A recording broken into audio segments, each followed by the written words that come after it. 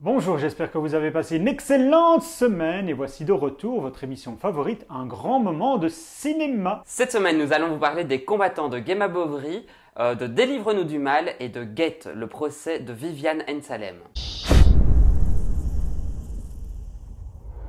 Bonjour Nicolas, Bonjour Emma. comment vas-tu? Fort bien. Nous allons parler de 4 films aujourd'hui, on va commencer par Les Combattants, un film de... Thomas Caillet avec...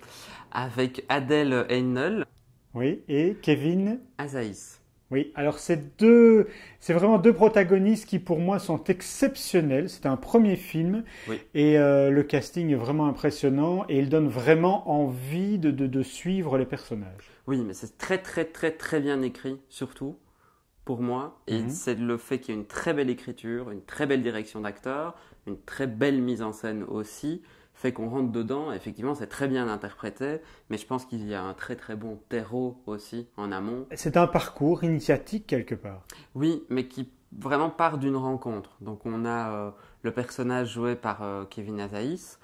Son père vient de décéder. Il envisage de reprendre l'entreprise paternelle avec son grand frère.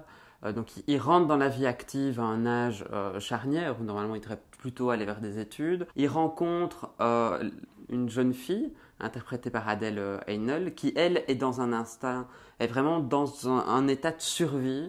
Elle a décidé que la fin du monde était proche. Elle veut rentrer dans les commandos. Elle est complètement skiff, elle est limite borderline. Il y a une sorte de coup de foudre. Un coup de foudre étonnant.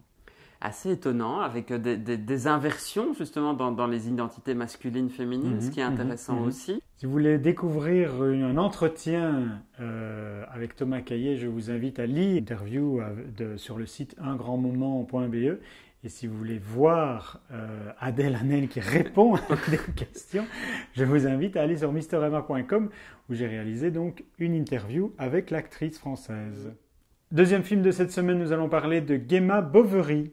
Oui, toute ressemblance dans le titre avec Emma Bovary est tout à fait voulue. On a une Anglaise qui débarque dans le nord de la France, en Normandie, qui s'appelle Gemma Bovary. Et donc on a un boulanger, fan de littérature. Qui est un ancien bobo parisien, qui est joué par Lucchini. Oui, et donc qui est complètement dingue de Flaubert, des mots, de la littérature, qui voit débarquer cette femme et qui fatalement fait une sorte de transposition en se disant « Mon Dieu, elle est dépressive, je dois la sauver ». Est-ce que Lucchini est tout aussi cabotin que dans ses autres films? Oui.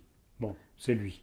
Oui, non, c'est pas lui. C'est lui jouant ce personnage intellectuel légèrement décalé. C'est réalisé par Anne Fontaine qui filme vraiment avec énormément de sensualité l'héroïne. Et donc on a vraiment ce rapport très charnel, très sulfureux. On est dans quelque chose d'extrêmement sensuel.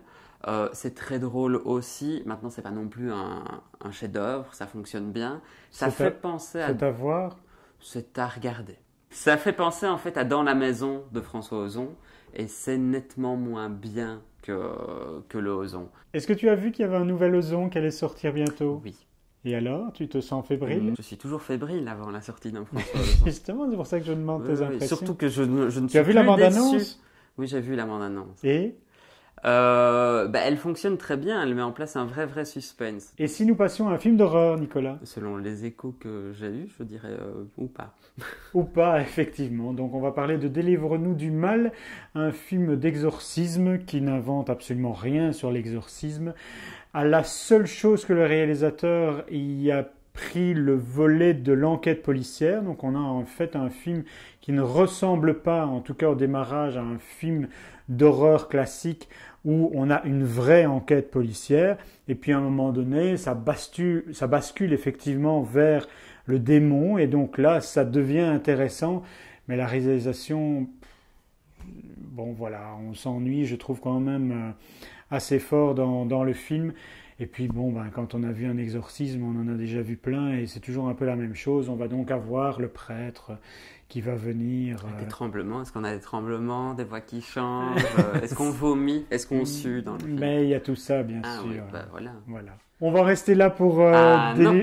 Pour Délivre-nous du mal. Oui, Oui. pour cette semaine, non. Mais non, on va pas en rester là justement parce que je voudrais qu'on garde un peu plus de temps pour parler de quelque chose de beaucoup plus intéressant qui est toute la procédure de divorce de Viviane Amsalem. C'est un film israélien qui parle de la place de la femme dans le monde. Il y avait vraiment une valeur universelle dans le film. Les réalisateurs, un frère, une sœur, Ronit et Shlomi Elbakad, continuent en fait un travail qu'ils ont. Ça clôt en fait une trilogie sur la position de la femme dans la société israélienne par rapport à l'idée du mariage, par rapport à la société, par rapport à la famille. Elle a juste à attendre que son mari veuille bien accepter le divorce, parce qu'en fait, elle n'a rien à dire. Elle est mariée et pour que son divorce soit reconnu, il doit avant toute chose être consenti par son mari. Et si le mari ne consent pas au divorce, elle n'a pas droit à son divorce. Et tout ça se passe devant des rabbins et non pas qui sont juges et non pas devant un tribunal. Parce que le mariage, il n'y a pas de mariage civil en fait. Le mariage n'est que religieux en Israël. On ne va pas raconter le film, mais ça te met en rage. Et vraiment, moi, je vous incite à aller voir ce film parce qu'il est... La force, c'est à nouveau l'écriture qui est très juste. Mais il y a aussi l'approche, vraiment l'approche filmique, toute l'approche esthétique qui est très très intéressante. On est toujours dans une dynamique de regard. On est dans un cadre plutôt fixe. C'est hallucinant. C'est un film qui est tellement tendu qu'on dirait un thriller en fait. Eh bien voilà Nicolas, on sait ce qu'on ira voir cette semaine au cinéma.